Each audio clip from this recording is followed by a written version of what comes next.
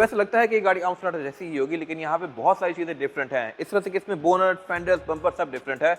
और simple Sonata में यहाँ पे डीआरएल कंटिन्यू करती है, बट इससे वो निकाल दी गई है और इसमें जो फ्रिल थी वो यहाँ बैक तक कंटिन्यू करती थी, इसमें भी वो फ्रिल खत्म कर दी गई है। वो सारी चीजें यहाँ पे ब्लैक आउट कर दी गई हैं और इसके डोर में जहाँ पे क्रोम वाला पार्ट था सिंपल सोनाटा में, वो भी खत्म करके ब्लैक कर दिया गया है। फिर इसके साइड मिरर भी आम गाड़ी से डिफरेंट है, क्योंकि उसमें यहाँ पे इंडिकेटर आते हैं, इसमें इंडिकेटर यहाँ से निकाल दिए गए हैं और यहाँ पे दे दिए गए हैं।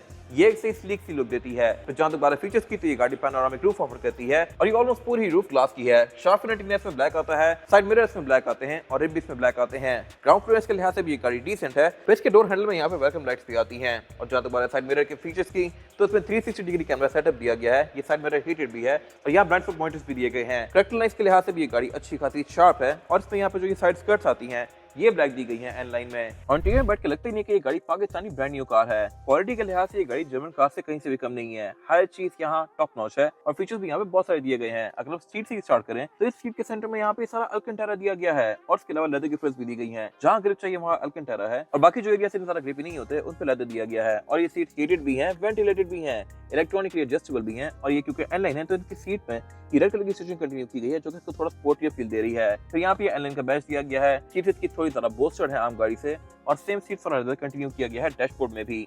यहाँ पे वही स्टिचिंग कंटिन्यू की गई है, वही रेड लाइन्स दी गई हैं और एक कार्बन फाइबर की ट्रिम दी गई है जो कि लुक्स को बेहतर बना रही है। फिर इसमें एम्बिएंट लाइटिंग भी आती है और सेम एम्बिएंट लाइटिंग कंटिन्यू की गई है डोर्स में भी। इसकी आप कलर्स को आरजीबी में स्विच कर सकते हैं और आम सोनाटा में जो एरिया सिल्वर या क्रोम में होते हैं इसमें वो सारी चीजें शैडो क्रोम या ग्रे कर दी गई हैं। फिर इसमें स्पीकर जो है ये बोस के हैं। बोस साउंड सिस्टम यूजुअली आपको बहुत महंगी गाड़ियों में देखने को मिलता है, बट इसमें भी बोस के स्पीकर्स हैं। ट्विटर्स भी बोस के हैं, स्पीकर्स भी। और इसके अलावा ड्राइवर की सीट के अंदर मेमोरी फंक्शन भी आता है। आप जब भी डोर खोल के बंद करेंगे तो इसकी सीट एडजस्ट होगी लाइक दिस, सीट भी और स्टीयरिंग व्हील भी। फिर इसके अलावा जहां तक बात है इसके सेंटर वाले एरिया की, तो ये पूरा का पूरा BMW से कॉपी किया गया है।